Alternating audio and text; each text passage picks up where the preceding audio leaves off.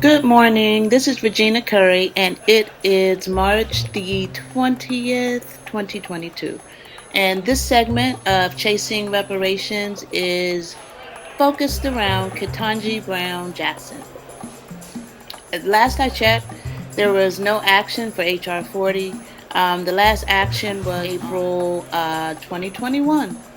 So, there's a lot of news about Ketanji Brown Jackson, however, who begins her hearings on tomorrow, 3/21, 2022. And my question is her being appointed to the Supreme Court better than reparations? I don't know. So I just kind of did a little research of Ketanji Brown Jackson, and this is what I found.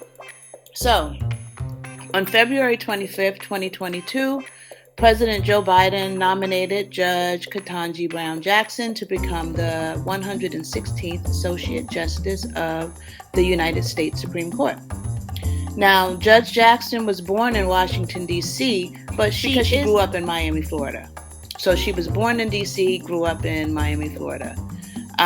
She graduated magna cum laude, graduated from Harvard University, then attended Harvard Law School, where she graduated cum laude and was an editor of the Harvard Law Review.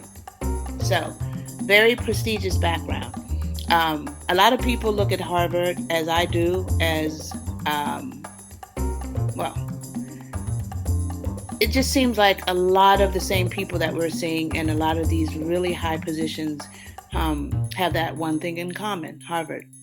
So anyway, Judge Jackson comes from a law enforcement family with two uncles who were career law enforcement officers. One was Miami-Dade County sex crimes detective, and the other rose through the ranks of the City of Miami Police Department to become the chief of police.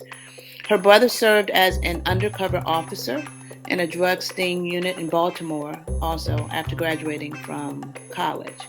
So her background, entrenched with law enforcement, and with some of the arguments against Ketanji Brown Jackson.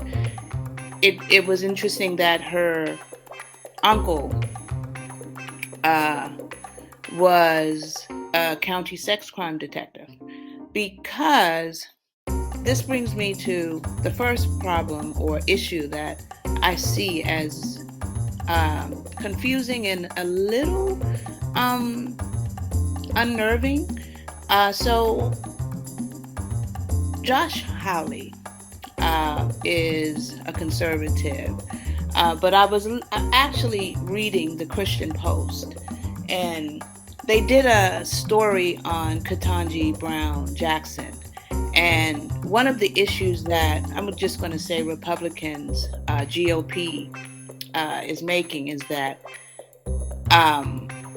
Jackson, she deviated a lot from the federal sentencing guidelines in favor of child pornography offenders.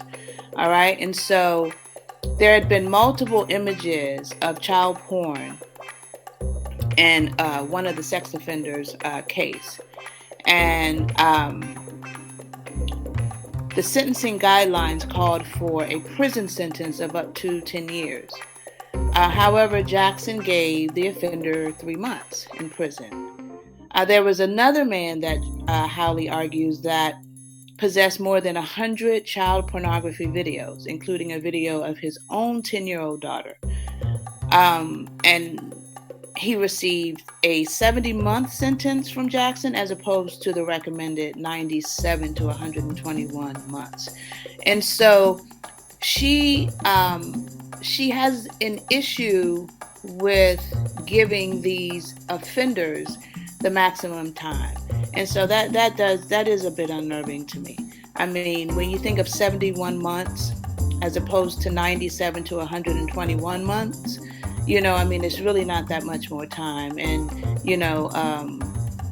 a lesson should be learned and justice should be served, in these cases. So there's an issue there.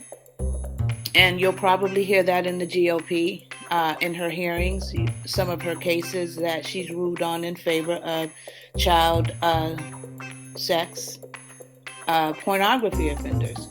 Now, she claims that a lot of these people are not actually offenders, that they are just people who are using the technology to get these images, I guess, for making money. I don't follow her logic on giving some people less time because they're not actually offenders, that they're just passing on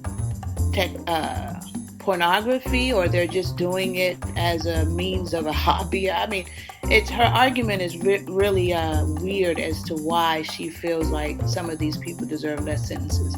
I believe, you have so many black males in jail right now who may have sold drugs, but they are not users.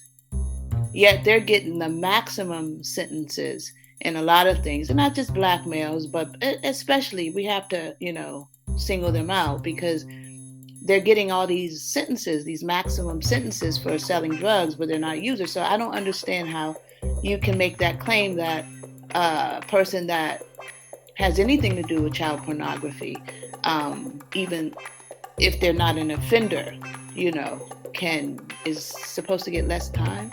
So that's really unnerving to me. And then you have this other guy, Chris Ruffo, and he is a contributing editor at City Journal, where he covers critical race theory, homelessness, addiction and crime, and other afflictions. Former Lincoln Fellow at the Claremont Institute, graduate of Georgetown University, and film director for PBS. And he flat out calls Ketanji Brown Jackson as a liar, making false claims. And the issue is this. Ruffo insists that Jackson's math doesn't add up. Okay, so she was born in the 70s, or 1970. And the book that Ketanji Brown notes as being so instrumental in her life is Faces at the Bottom of the Well. And that's by Derek Bell, who is one of the minds behind critical race theory, kind of Black Lives Matters type guy. And so this is one of the books that she is quoted as being very instrumental in her life. Now, the book was written or published in 1992. If she was born in 1970, that makes her 22 years old. And so Christopher Ruffo, says that she made a false claim, as she said that my parents had this book on their coffee table for many years. And I remember staring at the image on the cover when I was growing up. I found it difficult to reconcile the image of the person, who seemed to be smiling, with the depressing message that the title and subtitle conveyed. And this is she recalled Ketanji Brown Jackson. And so she's talking about this book that was written by Derek Bell, and Christopher Ruffo calls her out on that. And he's saying that you couldn't have grown up with this book because when it came out, you were already 22 years old. And so it's also should be noted that this was when she was 22 years old. This was the exact time frame that Derek Bell was engaged in his nationally publicized protests. And so I don't know if I don't want to insinuate or think what I think he's saying, but that's the fact. He's just saying that she's not giving a true claim as far as growing up with this book, because when this book was published, she was already 22.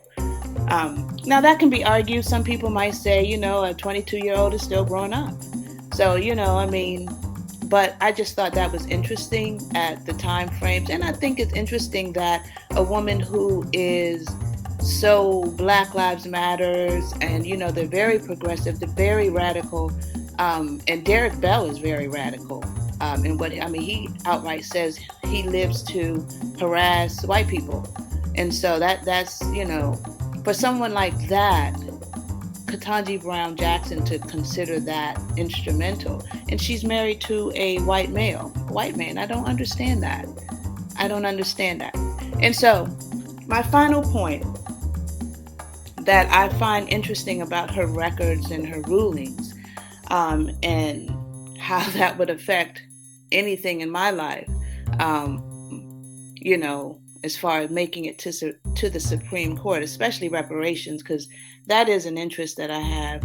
And so anyway, U.W. Clemons is a retired judge, and in 1980, President Jimmy Carter appointed Judge Clemons as Alabama's first Black federal judge. He served in that position for nearly 30 years, including 7 years as chief judge of the court. Among his cases was Lilly Ledbetter versus Goodyear Tire and Rubber Company, which was overturned by Congress 2 years later in the Lilly Ledbetter Fair Pay Act. He also served on the executive committee of the 11th Circuit Judicial Council. He worked with Dr. King while participating in the 1962-63 Birmingham boycotts and demonstrations. And so even though he has a questionable track record as well, he actually wrote a letter to Joe Biden. And in the letter, he cited her ruling in the 2016 class action case against Lockheed Martin on behalf of 5,500 Black workers. She declined to approve the settlement that had been reached that would have paid out $22 million to the plaintiffs. Clemons said it also would have implemented reforms in Lockheed's evaluation system for pay and promotions. Now that concerns me a lot. I mean, the child pornography issue concerns me a lot as well, but this concerns me a lot as far as reparations. So it wasn't that she just refused to approve the settlement, Clemons argues. It's also that she precluded the discovery, and by her delay in issuing the decision, prevented an effective appeal of the decision, states Clemons.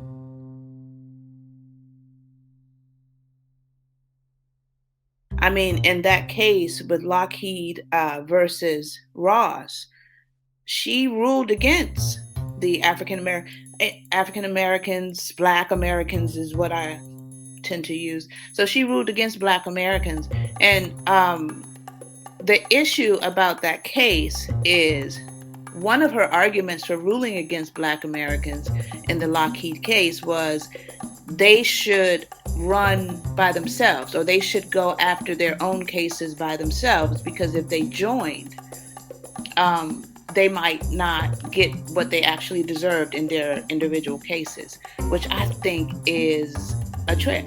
I've been involved in class action suits, and the thing is, that's what they want.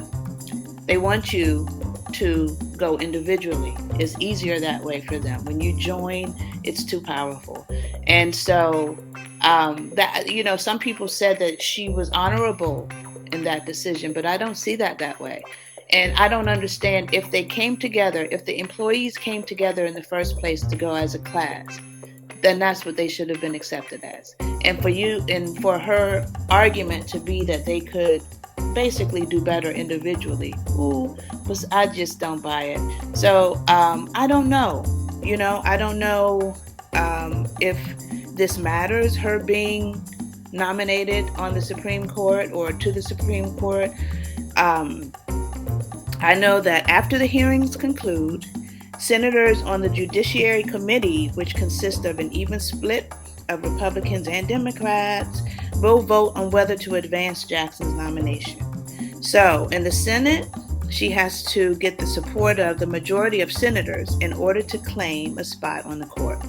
The Senate consists of an equal number of Democrats and Republicans, and if there is a tie, Kamala Harris will be the tiebreaker. So, my question, do you think her seat on the Supreme Court will make a difference in the lives of Black Americans? Or is it just a symbolic gesture to give the appearance of equality? If reparations had to travel the road to the Supreme Court, do you think she would rule in our favor? It starts tomorrow, you guys. Anyone who's interested, she could be the first African-American woman on the Supreme Court, but does it matter? This is Gigi. Have a good one.